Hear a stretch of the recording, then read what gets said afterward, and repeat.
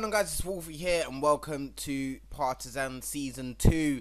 And we're going to kick this episode off, obviously, with the transfers and stuff. So, yeah, without further ado, let's get into this and look at some of the deals we have done. So, as you can see here, we spent £9 million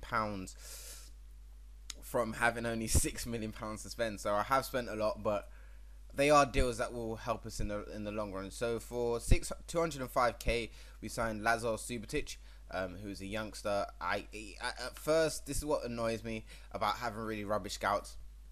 At first, it said he had a 4-star potential, and I've signed him, and now it's gone down to 2. So I'm quite disappointed in that. I don't think he's actually going to be really any good. One thing that did attract me to him was his name. He's got Subotic, and I'm a fan of Subotic at Dortmund, so I was like, oh yeah, cool. But then I did see his report, and it said he had 4-star potential, and I was like, oh cool, that's really cool. Signed him. I was like, nah, not good. So it's a bit of a situation where I'm not really going to use him, and we're going to have to see what we can do about getting him out of the club. Famous name here, well, a big name, well, in comparison to where Partizan are in the world, and in their league, should I say, for a player like Diego Fabbrini is a big player, and he signed with us for not that much. He was actually transfer listed by Watford. I don't think they were going to use him this season, and we only signed him for 525k. Now, so far he's only played one game, and that was a pre-season game, and he got 1 assist. Didn't play amazingly, but he did his job. He's showing signs that he's going to do well for us. With stats like this for a league like this, he is an actual really good player. As you can see here, it says leading player for most Superliga sides. So what you guys have to remember is when you're looking at some of the signings I'm making and some of the stats, you've got to remember that this league is pretty poor. So when you're looking at some of the stats, you need to think that like a 12, like having 12 finishing or something in this league is excellent. Do you know what I mean? Like having a player with like 19 finishing, he's gonna score every game. But some of these stats are quite good for the league we're in, so you got to remember that. But I am trying to also sign players that are going to do well for us in the Champions League, because obviously that is our main priority at the moment. Because I hate to sound big-headed or cocky or whatever you want to say, but the league at the moment is kind of a walk in the park. We just took the league on our bike. We're just like, yeah, come on trophy, let's go, and we just sped off and just left everyone. I'm hoping we can do the same this season, but I'm hoping we can do it earlier on in the season, not wait till like halfway through the season, because that's what we did last time. But if we can just get the gap started straight away from the start of the season, I'd be happy. But yeah, Diego Fabbrini, 525k. Evan Perez was a signing that we actually made, I think, in February. Literally the day after the transfer window closed in January, we signed this guy. So unfortunately, he had to join us, when it was the season after. And yeah, fantastic player. He is one of the best players in the club, actually. Star player for Superliga sides, ability to mark opponent closely, good marking, can play in a couple of positions, and is a current international player. Now, I am trying to sign another player from his country. I'll get that through to you guys in a minute, but we only signed him for 49k. So for a player that with that ability and potential, that is a pretty good deal. Doron Reever, many of you guys will know him, and yeah, he's quite a beast player, actually, isn't he? We only signed him for, I say we only, but it took half of a budget. We signed him for 4.9 million pounds, near enough 5 million pounds, and it wasn't the fee that I actually wanted to pay for him. I only wanted to pay around 2.5 million pounds. But Dynamo Busquets was not having it. They just weren't having it at all, and they were just like, look, they even locked in the deal. They were like, it's 4.9 million or nothing. And I was like, you know what, a player like Rotario in our league can develop and be a really dominant threat. So I was like, I'll just pay it. I had £6 million. I was like, I'll just pay it. I said I wasn't really going to sign anyone. That wasn't the case, because obviously I signed a lot of players. But yeah, I think he's going to do well. I think he's going to, fit into the club quite nicely. In 2 appearances so far in the pre-season, he's had 1 goal already. I think he will do fairly well.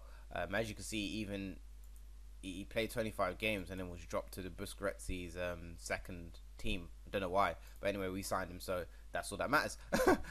Yeah, so I've got a lot of hope for him.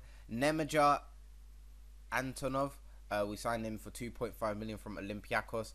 Not so much for his current ability now, but mainly for his potential. I think he's going to be a really, really good player. But at the moment, it even says that he is a leading player for most Superliga sides. I know I did say I was going to go with the youth that I had in my team, but now I'm kind of thinking more about, you know, being in the Champions League and stuff. And, you know, the youth, I'm going to kind of use them a lot more in our league games. But players like this and Fabbrini and Rotario, we're going to try and use those in the Champions League, because those are the players that can kind of not get us obviously to the final. That's impossible right now, but they can get us further than where we got last time. Maybe even, you know, get into the Europa League from the group stages if we should we have a chilled group this season, because last season that group was a bit evil. It was just nasty. I hated it. That was the worst group you could ever get drawn against in your first season in the Champions League. It's horrible. Bayern, Sevilla, Zenit. If you just come across this video and you don't know what I'm talking about, go back to like maybe episode 7 or 8, and you'll start to see some of the Champions League games. It was absolutely horrible. So yeah, last signing was Tobias Turan from Hoffenheim for 700k. I needed a central defensive let's get this right. I need a defensive midfielder, pretty much. That would have been easier. Gosh. But I wanted a defensive midfielder with more defensive stats, and not only that, with more mental stats. And this was the best guy I could find. He's 25 years old, so he's still, you know, halfway there. He's not in his prime yet or anything. But you can see some of the stats, like, again, for this league are just really, really good. Bravery 17, aggression 17, teamwork 17, work rate. Work rate for me was the one that I kind of looked for a bit more, because you saw it for yourselves last season. This team's got amazing team spirit, and everyone works together. And I didn't want to sign someone, you know, just with that was lazy, and we're gonna have to, because I remember I mentioned I was gonna sign a Nelka, and I didn't sign a Nelka because his work rate was on like 10. Which means that our wingers and our attacking midfielder would have to do everything. So I was like, not going to sign him, even though it would have been a great signing.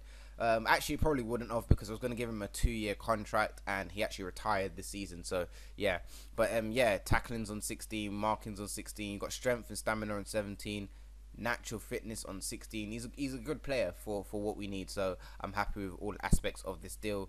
So yeah, in total, as I said, we spent near enough £9 million. On the outs, Nikola Trujic. Yes, I know, the beast Trujic. Oh, look at that, 21 appearances, 16 goals, 8 assists. Oh, this guy was an absolute tank. And this is one of the downfalls about being in a lower league, you know, with a small team. Players aren't, you're gonna produce fantastic players, as we have. And this is just my mindset, and you guys can leave a comment in the section down below if you agree. We're gonna produce fantastic players for our league ability, like not for, you know, the Russian league or Portuguese league or Premier League, for our league. So like when I'm selling them on, I'm like, oh yeah, you know, it's annoying. I've got Selchuk for £2 million. He doesn't want to stay here. He wants to go to a bigger league in a bigger club. Fair play. But then you got to think about it, are you going to do it as well as you did in our league? Because our league is actually smaller, and the talent in our league isn't actually as good as, you know, the Russian league or elsewhere. So when you go into the Russian league now, you've got the pressure of signing for 2 million plus providing and producing in the league as you did in our league. Like, this guy Trujic, this is his best season since he started playing football, and it's nice for me to be on that, you know, the end of that.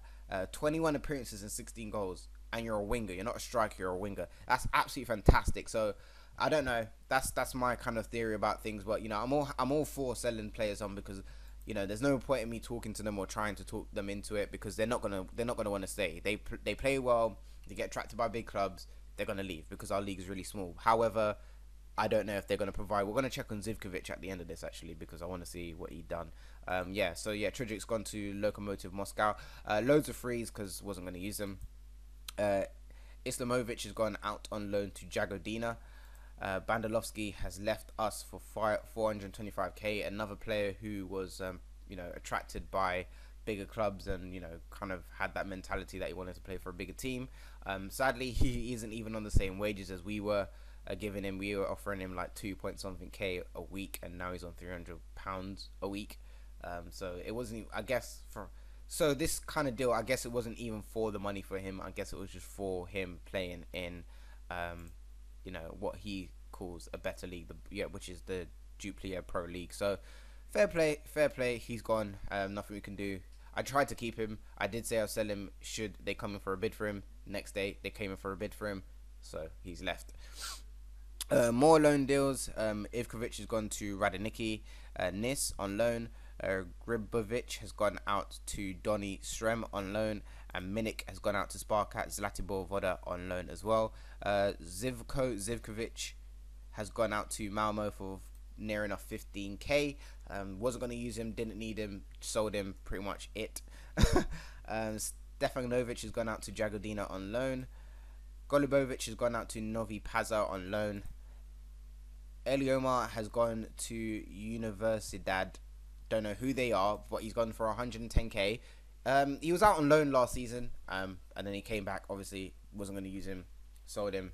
I know he's a Brazilian, but I wasn't going to use him. That's pretty much what I have to say. I wasn't going to use him. Sapanijic has gone to Zenit Petersburg, as I mentioned, for 2.5 million k. Makes sense. Pause, go back and listen to that. That made sense. 2.5 million k. Wow, I'm tired. It's like 1 o'clock in the afternoon. I shouldn't be this tired. Vasic has gone out on a free, and this lad's gone out on a free as well. So that's that. In total, we have got £5 million in from all of those deals and frees or whatever you want to call it. So it's been a good window. I mean, the window hasn't closed yet, and I'm not finished with the business. If we take a look at the transfer centre here, you can see Vucevic was actually on his way out of the club till I rejected both offers from Young Boys and Atalaspor. Then we've got Nendad Marinkovic, who's going to FK Rad for 150k. Zhevtovic is going out to either OGC Nice or Napredek for 275k. Askovsky is going to one of these 4 clubs for 93k, and those are the 3 players that are on their way out. We are on the verge of signing Peter Golubovic from AS Roma. I don't think they're using him. I think he's in their under 21s or something, but they're not using him, and he is a Serbian player as well, which is nice. So I'm hoping we can sign him. He's got a good potential as well. 3.5 stars. No cons. I don't think you've ever seen that before, but no cons whatsoever. So it's a good deal. I'm hoping he'll do well for us. I just need another centre back in just to, you know, make me sane a bit, make me relax a bit more about going into the next season.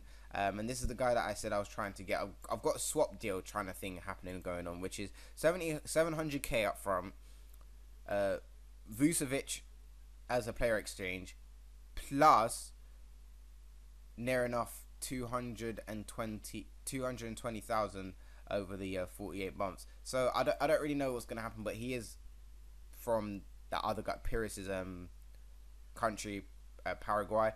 It would be nice if in FM16. Sorry, I'm like really like slow and like dazed out. It's not because I'm not interested. It's literally because I literally just woke up and I was like, make a video kind of thing. So yeah, but Sergio Diaz, it would be nice if in FM16 you could get players to talk to.